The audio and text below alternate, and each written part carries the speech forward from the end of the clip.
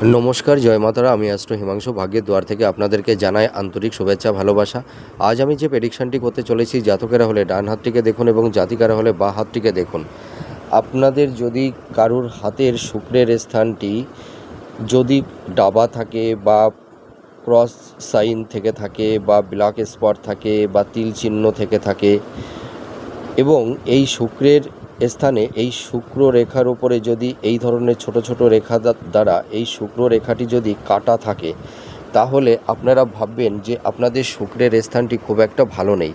তা যদি কোনো জাতক জাতিকাদের এই হাতের শুক্রের স্থানে এই ধরনের সাইন বা চিহ্ন তৈরি হয়ে যায়, তাহলে তাদের লাইফের যে অ্যাম্বিশান, তাদের যে ইচ্ছাটা থাকে, সেই ইচ্ছাটা এরা সম্পূর্ণ পূরণ করতে পারে না। এদের সেই ইচ্ছা পূরণে বাধার সম্মুখীন এদের হতে হয়।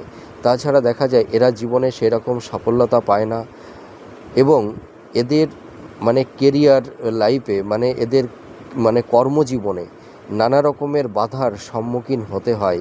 তাছাড়া দেখা যায় এদের দাম্পত্য জীবনে নানা রকমের বাধা এবং কলহ, বিবাদ, অশান্তি এবং দাম্পত্য জীবনে অনেক সময় বিবাহ বিচ্ছেদও এই ধরনের ইনসিডেন্টও অনেক সময় ঘটে যায় এবং এদের যে পরিমাণেরা অর্থ উপার্জন করে তার সেই অর্থ উপার্জন সাপেক্ষে এদের অর্থটা ব্যয় হয়ে যায়। আবার অনেক সময় কোনো কিছু জন্য যে কোনো ইনসিডেন্ট, ঘটনা যাই হোক না কেন, তার পারপাসে কিছুটা অর্থহানি হয়ে যায়, অর্থটা নষ্ট হয়ে যায় এবং এদের শরীর স্বাস্থ্য খুব একটা ভালো যায় না। এদের একটু গুপ্ত ব্যাধি বা গুপ্ত রোগ তৈরি হয়ে থাকে। আপনারা মিলিয়ে দেখুন এই প্রেডিকশানটি কতটা ম্যাচ করছে। নমস্কার।